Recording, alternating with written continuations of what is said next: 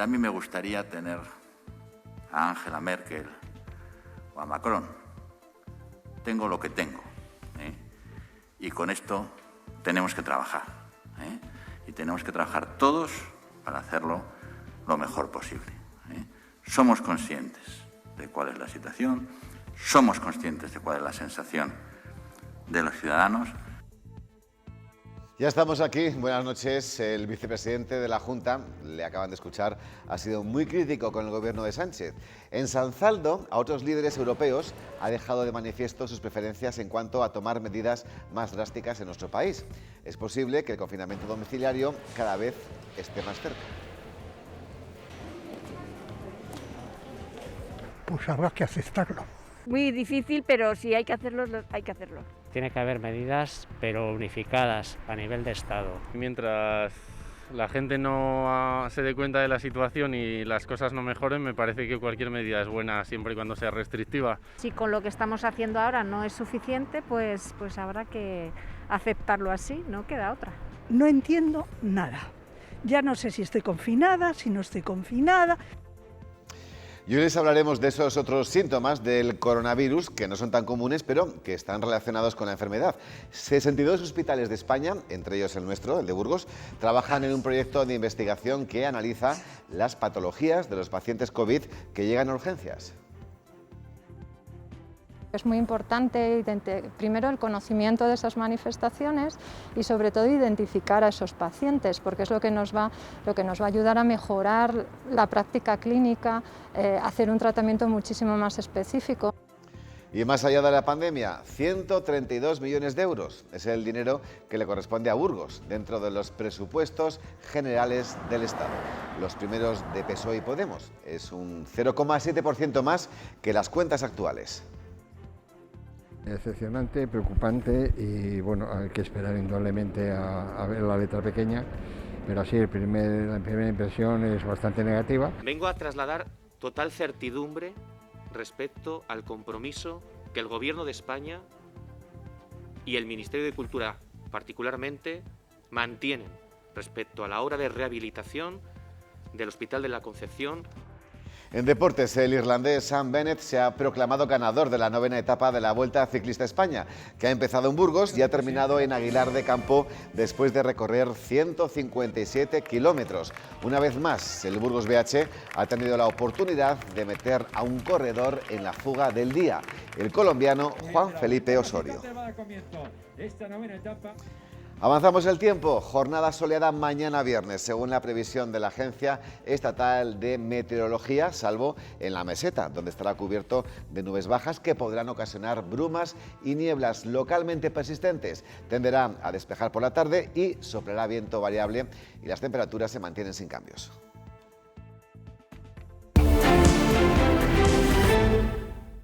Vamos ya con nuestra mesa de actualidad. Hoy nos visita el abogado Ignacio Díez Navarreta. Buenas noches, bienvenido. Hola, buenas noches. Y a su lado se encuentra el rector de la Universidad Isabel I, Alberto Gómez Barahona. Bienvenido, ¿cómo estamos? Muy bien, buenas noches. ¿Cómo ha ido ese inicio de curso, Alberto?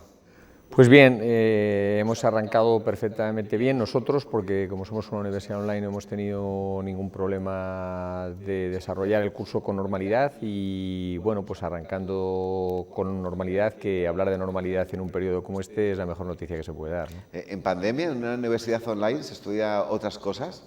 Precisamente no. por la crisis del momento. No, exactamente igual, porque ten en cuenta que los contenidos están, las aulas digitales están preparadas, simuladores, los profesores y con mucha capacidad de teletrabajo de toda la plantilla, lo que nos ha permitido que estemos funcionando sin ningún sobresalto, que el 100% de las aulas estén con una actividad total y absolutamente normal. Y lo único que se pueden ver afectadas, que es un poquito más a largo plazo por el tiempo, son las prácticas presenciales en algunos centros de trabajo. Es lo único que se puede ver afectado, pero el resto de las cuestiones con total y absoluta normalidad. Está claro, Nacho, que el teletrabajo ha venido para quedarse. Igual es lo único bueno que tiene esta pandemia, por destacar algo positivo, si es que se puede. Sí, es muy positivo. Lo que pasa es que ya hemos comentado alguna vez en la tertulia que el teletrabajo no significa eliminar lo presencial en aquellas actuaciones que requieren, o bien por el tipo de persona que demanda el servicio, o bien por las características del propio servicio, pues que haya esa atención presencial, ¿no? Luego, por lo tanto, hagamos compatible lo que es compatible y no nos empeñemos en exclusivizar fórmulas de trabajo que a muchas personas puede no convenirle o no puede atenderlas por diversas circunstancias o por la propia esencia de la prestación, pues, por ejemplo, hablábamos de la telemedicina, ¿no? Como claro, esa teleasistencia... Se da por hecho, solamente los puestos en los que sea adecuado. Bueno, se da por hecho, pero algún dirigente parece ser que no lo dio tan por hecho, parece ser, digo, porque precisamente pues, algunas disfunciones de esa prestación de servicio realizada por teleasistencia pues no han dado muy buenos resultados, a decir de las personas que están quejándose y que han manifestado sus diversas afecciones como consecuencia de ese servicio mal prestado. Me ha quedado claro que teletrabajo y sanidad no marida muy bien, ¿no? Ya veremos, ya veremos. En ese sentido. Bueno, pues cada vez se habla más del llamado confinamiento domiciliario o programado. Verónica Casado ya le ha pedido al ministro de Sanidad la herramienta jurídica para ponerlo en marcha si fuera necesario. La escuchamos. Nos gustaría que fuera un confinamiento domiciliario programado, es decir, con datos encima de la mesa durante 14 días, y para eso se necesita una herramienta jurídica que ahora mismo no existe, y por eso también le pedí concretamente al ministro que esto estuviera a nuestra disposición a partir del 9 de noviembre, que es cuando se tiene que hacer una actualización. Nos cargaremos con las responsabilidades, insultos, descalificaciones, precios políticos que sean necesarios, pero no pondremos la vida de nuestros ciudadanos en juego. Hombre, a mí me gustaría tener a Angela Merkel o a Macron. Tengo lo que tengo, y con esto tenemos que trabajar, y tenemos que trabajar todos para hacerlo lo mejor posible. Somos conscientes de cuál es la situación, somos conscientes de cuál es la sensación de los ciudadanos, y les aseguro que nosotros trabajamos muy duro, tragándonos muchas cosas y aguantando muchas cosas para intentar que los ciudadanos de este país no caigan en el absoluto desconcierto. Pues ahora vamos a analizar los líderes que le gustan a la vicepresidenta de la Junta, pero antes me gustaría quedarme con lo que decía la consejera de Sanidad. Alberto, lo cierto es que todavía no hemos empezado el cierre perimetral en Castilla y León, que empieza, les recuerdo, mañana viernes a las 2 de la tarde, y ya estamos pensando en un siguiente paso, el confinamiento familiar o programado. Bueno, los ciudadanos de a pie estamos, yo creo, que perplejos, ¿no? Primero, se hablaba de que se tomaban medidas por comités científicos que no existían. Ahora hay tantas alternativas como comunidades autónomas. Hablamos de los cierres perimetrales por comunidades autónomas como si al virus le fueran a pedir la identificación al pasar de una comunidad a otra. O sea, no podemos ir a La Rioja, que la tenemos, o Álava a 70 kilómetros, pero podemos desplazarnos dentro de la comunidad a 200. Yo creo que el espectáculo para los ciudadanos de a pie y los que no tenemos conocimientos sanitarios es de desconcierto. Yo soy jurista y confieso que ya no me leo nada de lo que dice el boletín, pues porque es imposible casi seguirle y seguirle con las disposiciones derogatorias, las obligatorias. Por lo tanto, todos tocamos ya de oído. Y lo que nos falta efectivamente es algo que para mí tiene que ser relativamente sencillo, es decir, relativamente sencillo en un estado de normalidad. Es que hablen los expertos, no tanto los políticos, que nos digan cuál es el alcance exacto de la gravedad y cuáles son las medidas más adecuadas. Que ahí hay 18 personas, que es el ministro de Sanidad y los 17 miembros de las comunidades autónomas que tienen responsabilidades sanitarias, y que lleguen a un acuerdo de Estado, porque es un problema de Estado, es un problema global. O sea, la pandemia es un problema universal que tiene una dimensión estatal y que tiene una dimensión europea. Entonces, este escaparate al que estamos llegando, en el que todos son soluciones parciales, distintas en una comunidad que en otra, que pones un pie en Álava y es distinto que si estás en Burgos, esto nos genera desconcierto, ¿no? Y luego estos datos de decir, bueno, mire, como ahora viene el puente, todavía no tomamos la medida más dura, pero luego estamos pensando ya en el confinamiento domiciliario. Pero bueno, ¿cuál es la base del confinamiento domiciliario, ¿no? Entonces, yo la verdad es que asisto perplejo a la falta de coordinación, a la falta de claridad, a la falta de transparencia, y me siento como ciudadano pues un poco monigote, ¿no? Un muñeco al que le van diciendo lo que tiene que hacer en todo momento, en toda condición, sin una base científica, y los que estamos acostumbrados por nuestra dinámica profesional a tomar decisiones en base a datos, a cifras, a elementos objetivos, o que no se apliquen. Yo no estoy oyendo hablar que se estén, para las políticas que se van a adoptar, que se estén utilizando elementos de inteligencia artificial, es decir, a partir de bases estadísticas, etcétera.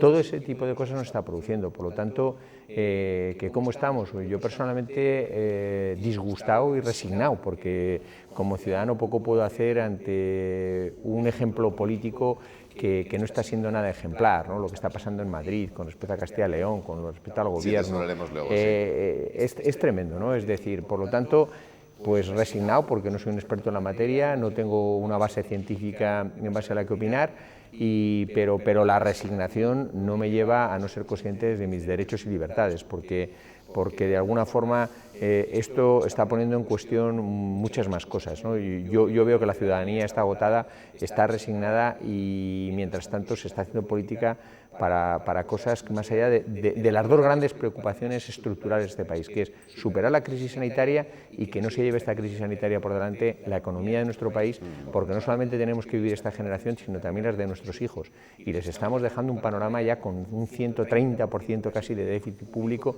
que es insuperable. Por lo tanto, me parece que estamos siendo egoístas como generación, muy poco serios desde la perspectiva política, y la ciudadanía, el peligro que se corre es que la sociedad civil se desarme fruto de la desmoralización y de la resignación. Cuando hablabas de a qué datos se tienen, yo creo que el que más tienen ellos planeando sobre su cabeza siempre es el tanto por ciento de ocupación de las UCIs, ¿no? Que luego hay más parámetros y más variables. Nacho, que diga el vicepresidente de la Junta que él añora en España a alguien como Macron o como Merkel, aparte de dar un buen golpe a Pedro Sánchez, dice bastante de por dónde él quiere que vayan encaminadas las próximas medidas en Castilla y León. El sinónimo en castellano de eso es que con estos bueyes hay que arar, ¿no? Y que me perdonen los bueyes. Pero realmente puede haber algo más desalentador que escuchar a un responsable público, a un político en ejercicio que se supone que te tiene que transmitir certeza, certidumbre, seguridad en lo que dice, en las políticas que está y en las decisiones que está adoptando, que te transmite precisamente el espíritu de esa frase, ¿no? No es que sea resignación, es resignación pesimista, como diciendo, bueno, pues haremos todo lo que podamos y hasta donde nos lleve el burro, pues llegaremos y poco más, ¿no? A mí me parece que ese sentimiento que comentaba Alberto, con el que participo totalmente, de resignación de la ciudadanía, pues es precisamente fiel reflejo también de que no tenemos una clase política que ejerza algo esencial en la gestión de los asuntos públicos, de los asuntos de todos, que es el liderazgo, que es la iniciativa. Y por lo tanto, claro, no te cabe otro remedio que casi ponerte debajo de un árbol y que no te pegue el rayo, ¿no?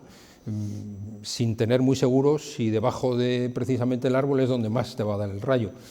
Entonces, sinceramente creo que el mayor enemigo que tiene ahora mismo, y me duele muchísimo decir esto, de verdad, no es ni demagogia ni política, el mayor enemigo que tiene ahora mismo esta pandemia, que tiene ahora mismo este país, que tiene ahora mismo la solución de los problemas que tiene este país, y fundamentalmente el mayor de todos, que es el sanitario, es la clase política.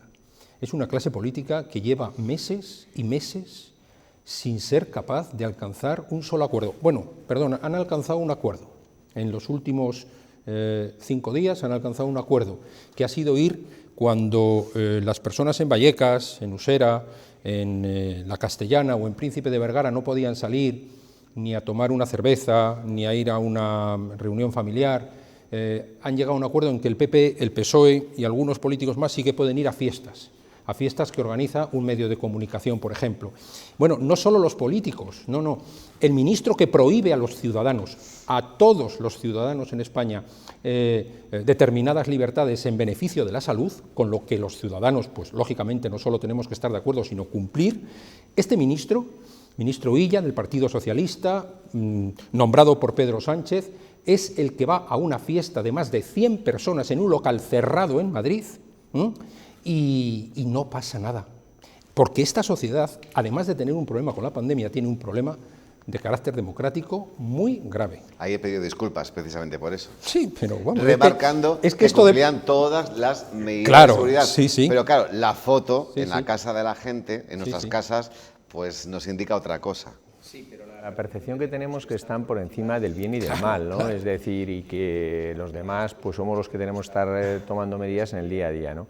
Yo creo que es el momento de los profesionales médicos, que son a los que hay que escuchar y los que tienen que dimensionar realmente el problema y que haya un comité de expertos científicos que nos den sus parámetros, ¿no?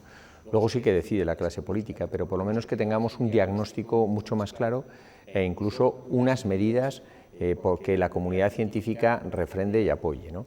Eso, al menos, está turbio, no lo vemos, y mientras tanto tenemos una casuística tremenda. ¿Quién me dice a mí que es mejor el cierre perimetral provincial que el autonómico, que el confinamiento domiciliario? No tengo datos y de verdad que me considero, al igual que muchísimos ciudadanos, con capacidad de analizar determinados datos en materia sanitaria, en materia educativa, en materia económica, la capacidad de análisis de los datos. Y esto no lo tenemos, ¿no? Entonces, bueno, yo digo que las medidas, hay que tomar medidas, hay que tomárselo muy en serio, estamos en una crisis sanitaria, pero es el momento en que tenemos que escuchar mucho más a la comunidad científica de los profesionales sanitarios que a una clase política que está dando un ejemplo en una crisis, yo creo, sanitaria sin precedentes en el último siglo, que le estamos dando una solución que es muy triste ver el espectáculo. Pues ya han escuchado antes que todavía pueden venir medidas más duras para frenar los contagios cuando se trasponga a partir del martes ese semáforo con los umbrales del Ministerio. El comité de expertos plantea el cierre de la hostelería total o parcial desde las 6 de la tarde. Ahora mismo la Junta lo está analizando y el martes tomará una decisión. Obviamente los hosteleros ya se ponen en lo peor y mañana comienzan sus movilizaciones. En los fogones de un restaurante estrella Michelin reconocen que su futuro pasa por una decisión dolorosa. Deberíamos de cerrar, deberíamos de estar un mes sin ningún tipo de actividad, con todo lo que eso conlleva, que es serio, y que las personas que tienen la capacidad que se pongan a trabajar para tener unos controles exhaustivos que hasta ahora no se han tenido. Es decir, de poco vale hacer un esfuerzo si dentro de 3 días vamos a volver a estar como hasta ahora. La incertidumbre y el miedo ha vaciado las mesas y las cajas registradoras. Nadie sabe con qué nos levantamos mañana. Pues estás a medio gas, los gastos siguen siendo los mismos. Los hosteleros ven las barbas de su vecino cortar. Alemania ha cerrado la hostelería, sufragando el 75% de los gastos. Y cuando veas al vecino ayudando económicamente, pues copia también un poco, ¿no? Sabemos que es posible que nos cierren. Bueno, pues tened preparadas esas medidas de ayuda, de verdad, que sean tan inmediatas, porque si no, no lo podemos soportar. Hay que tomar medidas, si no se toman, pues que sepan a lo que nos abocamos. Si es eso lo que se quiere, pues bueno, que lo digan ya abiertamente, que sobramos. Y el día 5 los hosteleros de Castilla y León saldrán a la calle para pedir ese salvavidas. De ahora en adelante va a haber... Pues son claros los hosteleros, por lo menos los que han hablado para nosotros, que no se llenen algunos tanto la boca, ¿no?, de ayudas y que lleguen directamente a sus cuentas bancarias, teniendo en cuenta que tienen que cerrar, siguen pagando el alquiler, facturas, etc., etc. Hay una parte de ERTE que también tiene que asumir, ¿no?, el empresario, y sobre todo pues no estando en las mismas condiciones que otros del gremio. Aquí se cierra a las 10, en otros lados a las 11, otros a las 12. Estoy totalmente de acuerdo con que ante una situación como esta, excepcional, hay que tomar alguna medida pues, relativa al gasto público, en este caso esa compensación que Alemania ha previsto para todos los hosteleros que se ven obligados al cierre, compensarles con el 75% de la facturación que tuvieron declarada en noviembre del año 2019. Bueno, a mí me parece como medida, pues no voy a criticarla, ¿no?, pero yo creo que el problema realmente en la situación en la que estamos, con tantos meses acumulados de confinamiento total, cierre de locales durante tal, ahora vuelvo otra vez a cerrar o a reducir los horarios, la solución no es que cada vez que haya que adoptar una solución de estas hay que inyectar dinero público para poner encima una compensación. La solución está en valorar si realmente, desde el punto de vista de la salud pública, es imprescindible, totalmente necesario, que un bar, que un mesón, que un restaurante tenga que cerrar a las 6 de la tarde. Yo, sinceramente, no soy experto, pero me permito dudar de la eficacia de ese tipo de medidas cuando vemos que justo al lado hay otro tipo de actividades que no requiere esas medidas de cierre. O sea, yo no sé, no digo que sea una caza de brujas contra los hosteleros, como decía la pieza, ¿no?, alguno de los invitados, pero no acabo de entender muy bien la eficacia de algunas medidas de estas características, de verdad, ni respecto, por ejemplo, del ocio nocturno, o sea, de la forma tan radical. Yo creo que si se controlan y se practican todas esas actividades con responsabilidad por parte de los empresarios, por parte de los ciudadanos que acuden ahí, no sé si estaría justificado ese tipo de medidas, sinceramente. Hablabas tú de datos, pues hay datos al respecto, por lo menos los que nos trasladó en esta mesa el martes pasado Emiliana Molero, que es la secretaria general de FAE, lo que es la patronal burgalesa. Dijo, Alberto, que poco más de un 2% de los contagios globales se han dado en bares y en hostelería. Bueno, yo creo que eso es difícilmente cuantificable, ¿no? Lo que sí que se están dando, yo creo que es por grupos, ¿no? Hay una cosa que está acreditándose, por ejemplo, en los ámbitos laborales están produciendo bastantes pocos contagios, es decir, yo creo que el tema está bastante regulado. Parece que en las no fiestas hubo también, en las reuniones familiares, los encuentros, parece que están siendo ahí donde nos relajamos los ciudadanos, por así decirlo, cuando llega un momento después de trabajo, de tal, que está siendo el verdadero foco, ¿no? Entonces, quizá lo que tengamos que poner la atención es en este extremo. Pero a mí, por ejemplo, que cierre la hostelería a las 6, ¿qué pasa? ¿Que el virus es menos agresivo a partir de las 6 selectivo. Y es selectivo, ¿no? O es como un búho que solamente actúa por la noche, ¿no? Porque nos cierran de 10 a 8. Entonces, claro, en cambio tienes que, mientras alguien de hostelería está cerrado, pues un supermercado puede tener muchísima gente porque no le han limitado más que parcialmente el aforo. Entonces, claro, lo que echamos en falta es que te digan, por un dato científico es como adopto la medida, ¿no? Si no tienes la sensación de que se está tocando sin partitura, ¿no?, de oído, a ver si haciendo esta medida, o sea, que es el método de prueba, ensayo, error, acierto, error, ¿no? Y entonces, bueno, esto es la situación. Yo la verdad que no tengo elementos de juicio para decir lo que es conveniente o no, pero tampoco lo recibo que estas medidas son las más adecuadas. Pues una pregunta técnica, y lo digo por vuestra condición de abogados, ambos. ¿En estado de alarma un policía puede entrar en una casa particular sin una orden judicial? No, en principio está habilitado no. Para el estado de alarma no habilita. Para proceder a sancionar una fiesta, por ejemplo, de más de 6 personas. Es un derecho fundamental, la inviolabilidad del domicilio es un derecho fundamental y en principio solamente se puede vulnerar con autorización judicial. Si pudiera ser con autorización judicial, es decir, imaginémonos que hay una casa en la que están organizando un día tras otro y entonces, claro, da tiempo y le piden al juez autorización para entrar en el domicilio, sí, pero si no es un derecho fundamental que es inviolable y que solamente se puede hacer, o bueno, o si está en la persecución inmediata del delito, etcétera. En caso de flagrante delito. Exactamente, pero si no es un derecho fundamental. Pero en este caso además no habría tampoco esa concurrencia de un caso flagrante delito porque realmente el organizar una fiesta en una casa contraviniendo una normativa administrativa no... es un ilícito administrativo. Es un ilícito administrativo. Pudiera plantearse igual un delito contra la salud pública, bueno, se pudiera dar, pero es complejo el tema. Pero no para habilitar la entrada de la policía en el domicilio. Entonces, ¿cómo se controlan y se sancionan las fiestas de más de 6 personas en las casas, que es donde se produce la mayor parte de los contagios hoy por hoy? Bueno, pues habrá otros mecanismos probatorios posibles, ¿no? Muy complicado. Es complicado, pero bueno, habrá pues, signos externos. O sea que indicios. Donde más hay que vigilar, menos atribuciones tiene la justicia para hacerlo, ¿no? O sea, las fuerzas del orden, quiero decir. Insisto, pero que los ilícitos administrativos también se pueden sustentar en indicios. O sea, por ejemplo, cuando una persona está ejerciendo una actividad que está sometida a la tenencia de una determinada licencia y lo está haciendo pues en una zona que no es visible y tal, pero hay signos, indicios que la ha estado ejerciendo, la Guardia Civil o la policía puede sancionar, lógicamente. Luego los procedimientos seguirán su curso. O sea, es decir, no necesariamente tiene que entrar al domicilio para acreditar que se está organizando una fiesta. el ruido, los testigos de los vecinos o los testimonios de los vecinos que acrediten tal. Hay muchas formas de acreditarlo. Otra cosa es identificar a las personas que están. No se les puede pedir el DNI, ¿no? Se les puede pedir el DNI o esperar a que salgan, claro. Pero yo creo que nos pones el tema con agudeza sobre la mesa, porque la consejera no lo ha dicho así abierto, pero cuando yo la estaba escuchando es lo que se me viene a la cabeza. Lo que está diciendo es decir, deme una medida, una herramienta jurídica en la que yo pueda llegar a comprobar el confinamiento domiciliario, ¿no? Por decirlo de alguna forma, ¿no?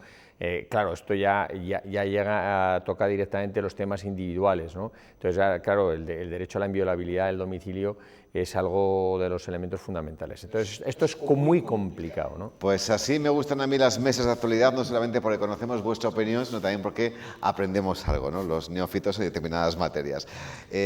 Alberto, muchísimas gracias. Nacho, lo mismo. Muchísimas gracias a vosotros. Tenemos 6 meses por delante de estado de alarma que acaba de ser prorrogado. Hablaremos la próxima vez. Yo espero que no. ¿Esperas que no? Hombre, lo deseo. Vamos a ver si mejora la situación, porque lo necesitamos todos desde el punto de vista psicológico, sanitario y económico. Dios os oiga, por favor. Gracias, hasta la próxima. Descansad. Hasta aquí la opinión. 2 minutos, seguimos con muchísima información. Hasta ahora.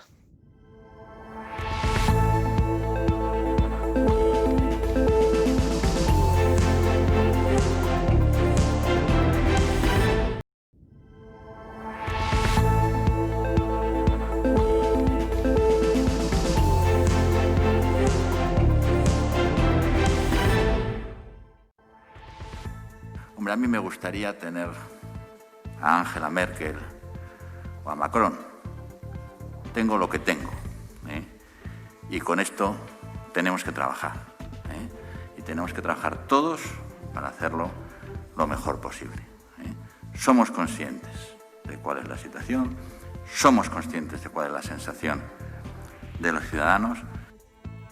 Ya estamos aquí, buenas noches. El vicepresidente de la Junta, lo acaban de escuchar, ha sido muy crítico con el gobierno de Pedro Sánchez. Ensalzando a otros líderes europeos, ha dejado de manifiesto sus preferencias en cuanto a tomar medidas más drásticas en nuestro país. ¿Es posible que el confinamiento domiciliario cada vez esté más cerca? Pues habrá que aceptarlo. Muy difícil, pero si hay que hacerlo, hay que hacerlo. Tiene que haber medidas, pero unificadas a nivel de Estado. Mientras la gente no se dé cuenta de la situación y las cosas no mejoren, me parece que cualquier medida es buena siempre y cuando sea restrictiva. Si con lo que estamos haciendo ahora no es suficiente, pues habrá que aceptarlo así, no queda otra. No entiendo nada. Ya no sé si estoy confinada, si no estoy confinada. Y hoy les hablaremos de esos otros síntomas del coronavirus que no son tan comunes, pero están relacionados con la enfermedad. 62 hospitales de España, entre ellos el de Burgos, trabajan en un proyecto de investigación que analiza las patologías de los pacientes COVID que llegan a urgencias. Es muy importante primero el conocimiento de esas manifestaciones y sobre todo identificar a esos pacientes, porque es lo que nos va a ayudar a mejorar la práctica clínica, hacer un tratamiento muchísimo más específico. Y más allá de la pandemia, 132 millones de euros. Ese es el dinero que le corresponde a Burgos dentro de los presupuestos generales del Estado. Los primeros de PSOE y Podemos. Es un 0,7% más que las cuentas actuales. Decepcionante, preocupante y bueno, hay que esperar indudablemente a ver la letra pequeña, pero sí, la primera impresión es bastante negativa. Vengo a trasladar total certidumbre respecto al compromiso que el Gobierno de España y el Ministerio de Cultura particularmente mantienen respecto a la obra de rehabilitación del Hospital de la Concepción. En deporte les contaremos que el irlandés Sam Bennett se ha proclamado ganador de la 9ª etapa de la Vuelta Ciclista España, que ha empezado en Burgos y ha terminado en Aguilar de Campo después de recorrer 157 kilómetros. Una vez más, el Burgos BH ha tenido la oportunidad de meter a un corredor en la fuga del día, el colombiano Juan Felipe Osorio. Esta 9ª etapa España. Avanzamos el tiempo. Jornada soleada mañana viernes, según la previsión de la Agencia Estatal de Meteorología, salvo en la meseta, donde estará cubierto de nubes bajas que podrán ocasionar brumas y nieblas localmente persistentes. Tenderá a despejar por la tarde y soplará viento flojo variable y las temperaturas se mantienen sin cambios.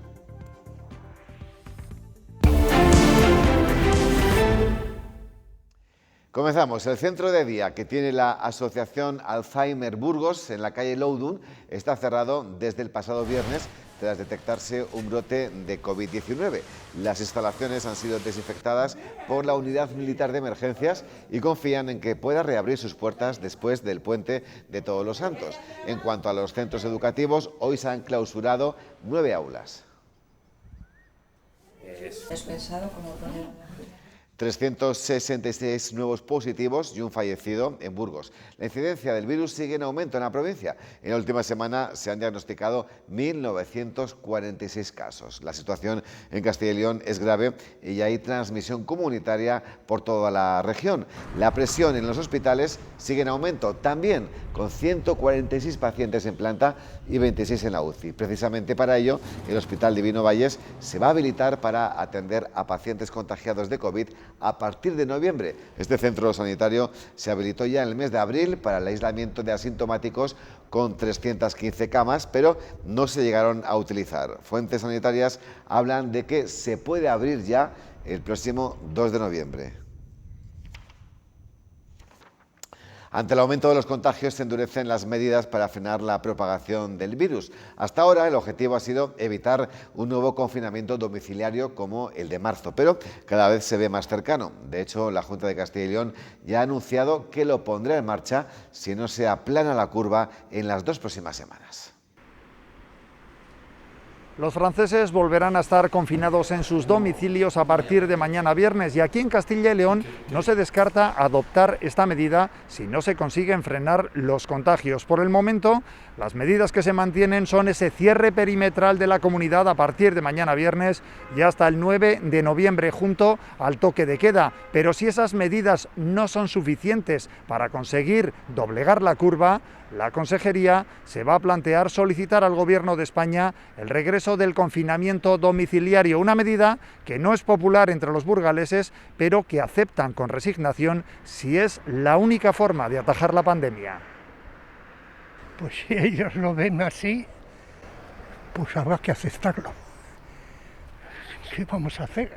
Es complicado porque nos vamos a ir con la economía, digo, por eso, nada más. Pero a mí me parece bien.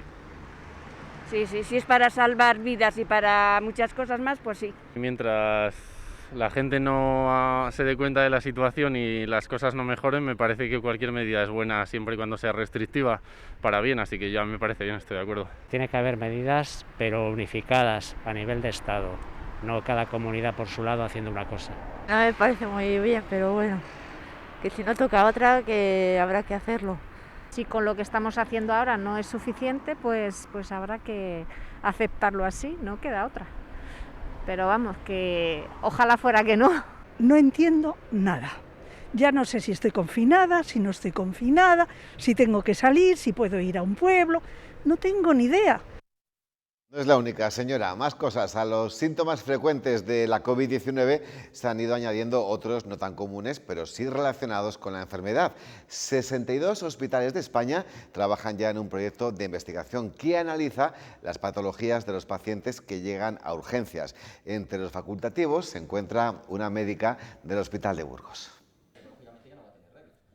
Más de un centenar de médicos de 62 hospitales españoles se han unido a la red Siesta, un estudio que ha analizado 64.000 historias clínicas desde el servicio de urgencias para conocer síntomas atípicos del COVID-19. Por las urgencias de estos hospitales pasó el 30% de la población española en los meses de marzo y abril. A la tos, la dificultad respiratoria o la ausencia de olfato y gusto se unieron otras manifestaciones provocadas por el coronavirus. El objetivo ha sido analizar la frecuencia de estos síntomas. Son las meningoencefalitis, las miopericarditis, lo que es el Guillain-Barré, el neumotórax, las hemorragias digestivas, los ictus, el síndrome coronario agudo, el tromboembolismo pulmonar, las trombosis venosas profundas y las pancreatitis. Pilar López, médica del Servicio de Urgencias del Hospital Universitario de Burgos, está trabajando en este proyecto de investigación. En las urgencias del UBU atendieron en 2 meses a 11.000 personas. Fueron 548 personas con PCR positivo y 1.077 sospechas fundadas de PCR de infección por COVID-19. De ellas, en Burgos encontramos 20 manifestaciones inusuales. Patologías como el neumotórax o el Guillain-Barré fueron mucho más frecuentes en la población COVID. Asegura Pilar que aún les queda mucho trabajo, pero que la identificación de síntomas es muy importante para mejorar los resultados. 2 de cada 3 españoles fallecen sin haber hecho testamento y hay ocasiones en las que encontrar herederos resulta complicado. A este trabajo de detectives de las historias familiares se dedican los conocidos como cazadores de herederos. Castilla y León es una de las comunidades en las que más trabajan. Victorio bucea en archivos, partidas de nacimiento o preguntando en los pueblos. Es genealogista, un detective de historias familiares. Su trabajo es encontrar herederos vivos de las herencias que nadie reclama. Si no tienen herederos y no dejan testamento, claro, son sus colaterales más lejanos, tíos, primos, sobrinos incluso, en cierto sentido, los que pueden heredar. La investigación suele comenzar por un aviso de los administradores de fincas o de instituciones. Cuando se acumulan impagos de rentas o impuestos y el propietario ha fallecido, suele ser una posible herencia sin reclamar. Hay que ir allí, hay que hablar con la gente mayor, hay que investigar en cementerios. Si llaman a su puerta será porque pueden recibir la herencia de un familiar del que no conocían su existencia o con el que perdieron contacto. A cambio cobran un 30% de lo heredado, porque si no hubiese herederos vivos... Esos activos se lo puede quedar el Estado, tiene derecho a ello. Castilla y León es una de las comunidades donde tienen abiertos más expedientes y las pesquisas obligan a desplazarse por todo el mundo. Esa investigación nos llevó a su pueblo de origen, posteriormente tuvimos que continuarla en Galicia, siguiendo pistas, y finalmente encontramos a los herederos en Argentina. Tenemos muchos casos de gente oriunda de la zona de León, de la zona de Zamora, por ejemplo, incluso la zona de Salamanca, que emigran a América. En España, 2 de cada 3 personas fallecen sin haber hecho un testamento que deje por escrito quiénes serán sus herederos. Con 13 grados de temperatura han entrado en clase más de un centenar de alumnos de formación profesional que imparte el Enrique Flórez en Antigua Escuela de Arte. El deficiente sistema de calefacción, sumado al protocolo de ventilación contra la COVID, está haciendo que los alumnos y profesores tengan que estar en clase abrigados hasta con bufandas y hoy no han podido más. La concentración surgida de manera espontánea reclama que el centro mejore la temperatura de las aulas y seguirán protestando mientras no lo hagan.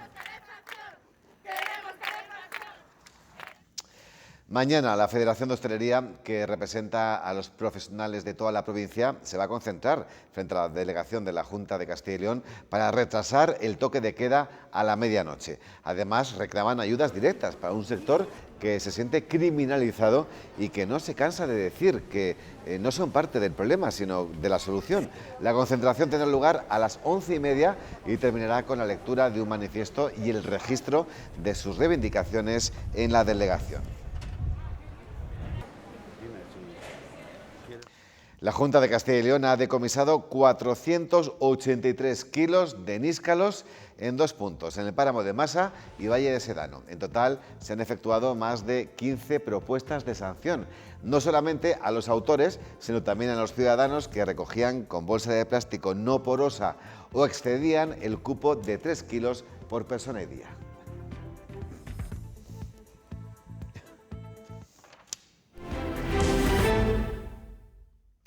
Los presupuestos generales del Estado, los primeros de PSOE y Podemos, reservan 132.900.000 euros a Burgos, un 0,7% más que en las cuentas de este presente 2020. La partida, que supone el 15% de la destinada a toda la comunidad, ha sido recibida con preocupación en la Cámara de Comercio. Su presidente pide responsabilidad a todos los partidos a la hora de distribuir el dinero. Una de las inversiones más importantes en la ciudad será la rehabilitación del Hospital de la Concepción, cuyo proyecto técnico se contratará este 2020. La licitación de las obras será en los 2 próximos años. En estos tiempos complicados lo que hace falta es que las inversiones, sea desde el ámbito público y el ámbito privado, afloren. Esa manera de una recuperación, no solo sanitaria, que también, por supuesto, es la fundamental y básica, sino también económica, para que la repercusión y la recuperación social también sea efectiva, ¿no? Entonces, la verdad es que es decepcionante. No cabe ninguna duda de que el Gobierno de España va a atender esta necesidad y que el proyecto técnico, que es lo importante, no está en riesgo su contratación este año y que la licitación de la obra no va a tener que esperar en ningún caso a 2023. Ya veremos si podemos contratarla a raíz de esa reunión de noviembre en 2021 o en 2022. ¿Y qué presencia o importancia tiene el tren directo en nuestros presupuestos? Ya se lo digo yo, ninguna. Por eso la plataforma por el tren directo pedirá una reunión con consejero de Fomento de la Junta para pedirle que destine una parte de los fondos europeos de reconstrucción a su reapertura. Así se acordó ayer en una reunión telemática mantenida con representantes de la Cámara de Comercio de Burgos, de la patronal burgalesa y de diversos colectivos sociales, empresariales y ayuntamientos de este sector. También reclaman que la Junta apoye de forma decisiva la inclusión de esta línea en los corredores ferroviarios Atlántico y Central.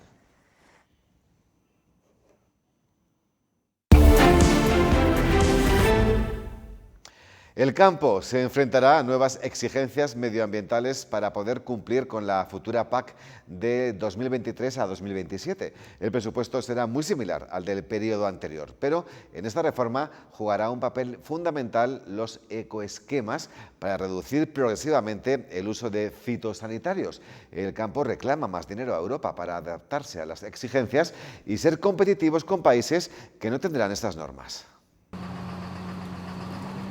La Unión Europea ha cerrado el nuevo acuerdo que regulará la PAC en el periodo del 2023 al 2027. Los fondos, los mismos que se venían repartiendo, casi 48.000 millones para los agricultores y ganaderos españoles, de los que 1.100 se quedarán en Castilla y León. Para el ministro el acuerdo ha sido muy bueno. Si lo trasladamos a las organizaciones agrarias o a los agricultores de a pie, como puede ser mi caso, pues podemos decir que no estamos tan contentos. Esta organización agraria lamenta las altas exigencias para los profesionales del campo y con el mismo presupuesto que en años atrás.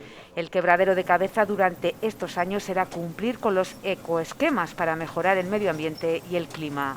Bien, a nosotros nos parece bien que todo eso lo tengamos que cumplir, nos parecen bien todas esas medidas, pero consideramos que el presupuesto, si nos hacen cumplir con una serie de medidas a mayores, eso tiene que verse compensado de alguna forma. Medidas a mayores como la retirada de productos fitosanitarios o un plan de fertilización de suelos con la reducción de aplicación de nitrógeno. Aseguran que con estos condicionantes juegan en desventaja respecto a países de fuera de la Unión. Tenía que haber sido una aportación superior para de alguna manera compensar esa pérdida de competitividad que tenemos con terceros países, que al final es de donde nos vienen los productos que luego también aquí consumimos. Una reforma de la PAC que pretende revolucionar el campo español.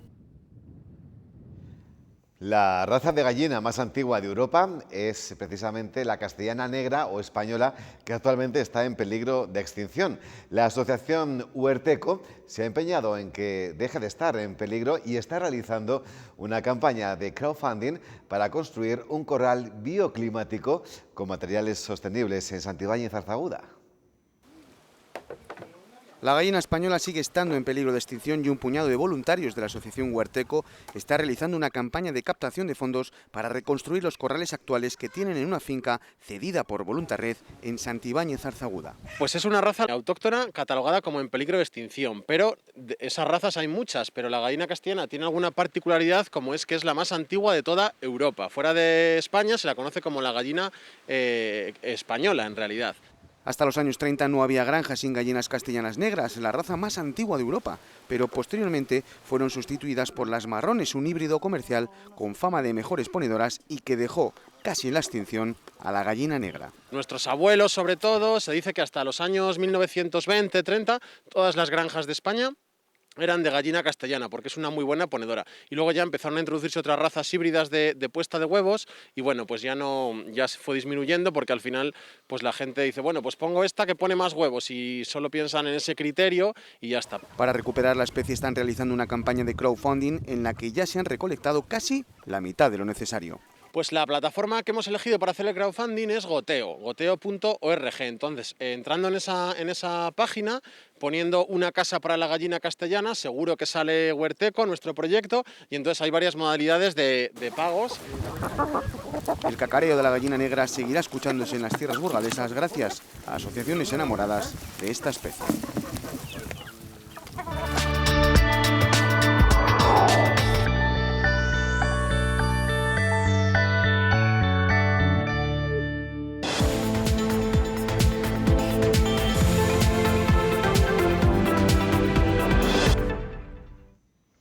Sam Bennett se ha proclamado ganador de la 9ª etapa de la Vuelta a España, que ha empezado esta mañana en Burgos, pero minutos después ha sido descalificado. El irlandés ha protagonizado movimientos irregulares y la victoria ha sido finalmente para el alemán Pascal Ackermann, segundo clasificado. El colombiano Juan Felipe Osorio, del Burgos BH, se ha metido en la escapada del día, tumbada por el pelotón antes de la llegada de Aguilar de Campo. Y el próximo año la Vuelta a España arrancará en la Catedral de Burgos. Será una contrarreloj individual muy urbana que pasará por el castillo y terminará en el templo el año de su 8º centenario. Será la primera vez que una competición ciclista salga de un monumento de estas características en todo el mundo. La Puerta de Santa María dará el pistoletazo de salida a la Vuelta a España 2021. Los corredores saldrán por primera vez en la historia del interior del templo para recorrer la ciudad, subir al castillo y regresar al aseo. Hemos salido de un portaaviones, hemos salido de una batea, hemos salido de la playa de Benidorm, hemos salido de un balneario, pero nunca nadie en el mundo del ciclismo jamás ha salido de una catedral. En un marco único, la organización continúa innovando para ofrecer nuestros escenarios al resto del mundo. El reto el próximo año será ser original en un lugar totalmente tradicional. Permíteme la arrogancia de decir que la Vuelta Ciclista a España es la que se tiene que sentir hoy afortunada. Es un verdadero lujo de que una carrera ciclista salga de este patrimonio. Esto va a ser un potencial muy fuerte para la provincia de Burgos como para la capital. La ronda saldrá del aseo el 14 de agosto en una contrarreloj individual urbana. Una contrarreloj individual que va a tener un carácter muy urbano y donde se pretende salir de aquí, aprovechar al máximo la monumentalidad de la ciudad, pasar por el castillo y de regreso con línea de meta también aquí en la catedral. O sea que iremos de catedral a catedral. Será uno de los grandes eventos del 8º centenario de la catedral, junto a la celebración del año jacobeo y la exposición de las edades del hombre. Hoy la Fundación Caja de Burgos y el Hereda San Pablo han renovado su convenio para acercar el básquet a las entidades sociales con 75 abonos gratuitos. Pero desde el club no se atreven a aventurar si va a haber público o no esta temporada por la situación sanitaria. Ayer mismo Sanidad comunicó la prohibición de la asistencia de espectadores en las gradas en la Basketball Champions League. El presidente del club considera que las administraciones tienen que ayudar también al deporte, ya que, denuncia, están sufriendo pérdidas económicas por las restricciones. Por cierto, todavía no han llegado los resultados de las PCR y sigue en el aire el partido contra el Fuenlabrada. Si no se jugase, pues intentaremos, nos darán fecha nueva para jugar este partido e intentar recuperar a nuestros jugadores lo antes posible. Yo creo que las entidades tienen que empezar a plantearse también esa ayuda a los clubes deportivos que de momento parece que estamos también un poco olvidados, ¿no? Todos estamos pendientes de la hostelería, del turismo, que efectivamente hay que estar pendientes de ellos y me sumo a esa necesidad, y yo creo que también nosotros debemos de trasladar y levantar la mano y la voz. El partido entre el Burgos Club de Fútbol y el Langreo se mantiene a pesar del positivo registrado en el filial del conjunto asturiano. El jugador es asintomático y se ha aislado en su domicilio a la espera de que se haga una PCR. El resto del plantel del equipo langreano se sigue ejercitando con normalidad y está a la espera de la confirmación de la Federación Española para saber si viaja o no a Burgos. Desde el club burgalés aseguran que continúan preparando el choque con toda normalidad. La COVID-19 también ha llegado al UBU San Pablo. El conjunto burgalés ha notificado esta tarde el positivo de uno de sus jugadores en las pruebas rutinarias antes de viajar hacia Galicia para medirse al Atlético Novas. El contagiado se encuentra sintomático y aislado en su casa, lo mismo que el resto de integrantes de su plantilla. El club ha pedido a la Federación Española el aplazamiento del choque previsto para este sábado y procederá en los próximos días a realizar más pruebas a todos sus miembros para determinar su estado de salud y ver si se producen más contagios. El Villa de Aranda cayó por un solo gol de diferencia en su vuelta a la competición después del largo parón. El partido estuvo muy igualado desde el arranque, con unas defensas muy férreas y unos porteros muy acertados que complicaron mucho la existencia a los ataques. Tras irse al descanso, 11-12 en el marcador. La espectacular actuación bajo palos del guardameta danés del Anitasuna, Patrick Bols, permitió a los navarros abrir una brecha en el marcador que ya resultó insalvable para los ribereños, que no pudieron culminar su intento de remontada y cedieron por 23-24. Por cierto, que el duelo que enfrentaba a Hereda San Pablo en la BCL al Brindisi italiano ha sido atrasado al 18 de noviembre.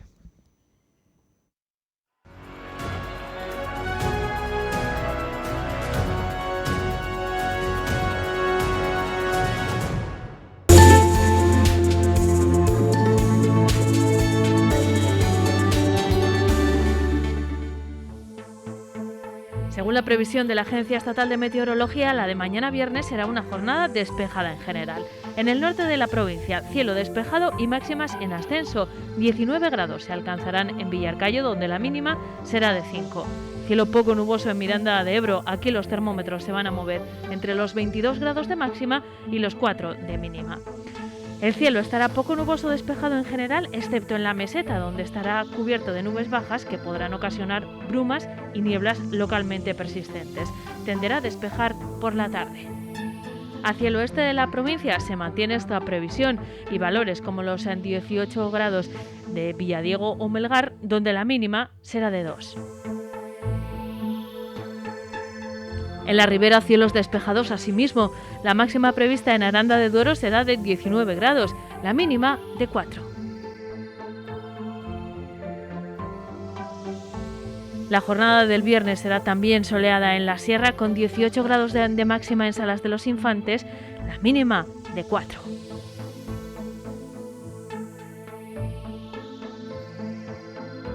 El cielo estará despejado durante el día y al final se podrán producir brumas y nieblas. Temperaturas prácticamente sin cambios. La máxima prevista para mañana será de 17 grados, la mínima de 3.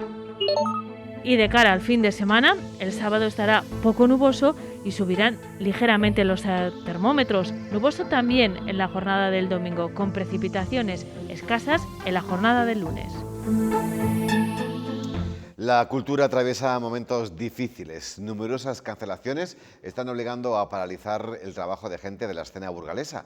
En 12 retratos, el fotógrafo Eduardo Saiz ha querido mostrar las sensaciones que atraviesan estos artistas. Una cámara sin objetivo deja a su fotógrafo apagado, unas castañuelas impiden ver a esta bailarina y un termómetro dispara a esta actriz. Son los obstáculos a los que se enfrentan cada día gente de la escena burgalesa. El fotógrafo Eduardo Saiz ha querido retratar en sus rostros esas dificultades. Algunos maniatados, con la boca tapada, un poco la forma de mostrar de que no han podido actuar todo lo que querían y que se han encontrado con muchas trabas para desarrollar su trabajo. La exposición de esa escena es la mirada de artistas burgaleses a la COVID-19. Está ubicada en el Barbieca, en la avenida Reyes Católicos, pero la idea es que recorra rincones de toda la provincia. A cada imagen le acompaña un vídeo en el que estos actores, músicos o fotógrafos lanzan un mensaje. Sus sensaciones sobre toda esta época que les está tocando vivir, o muchos han aprovechado de hacer un llamamiento para que la gente siga atendiendo a la cultura o defender la cultura como algo necesario. Sus trabajos se han visto anulados, han afrontado numerosas cancelaciones y piden volver a la escena, porque la cultura, dicen, es segura. Por ello, necesitan el apoyo de los ciudadanos. Gente que va a los conciertos, que va a nuestras exposiciones, que va a las tiendas de fotografía, que va a cursos de danza, que sigan apoyando la cultura, porque sin cultura un país no merece la pena. Son momentos complicados, pero la gente tiene que seguir apoyando la cultura porque la cultura es necesaria. Porque sin cultura un país se muere. Y ya nos marchamos. Este jueves 29 de octubre nos deja un interrogante. ¿Cuánto tiempo estaremos con un cierre perimetral regional que empieza mañana a las 2? Todo indica a que si no da resultado, el llamado confinamiento domiciliario o programado está cada vez más cerca. De hecho, la consejera de Sanidad ya le ha pedido al ministro competente esa herramienta jurídica para ponerlo en marcha si fuera necesario. Hasta mañana. Buenas noches.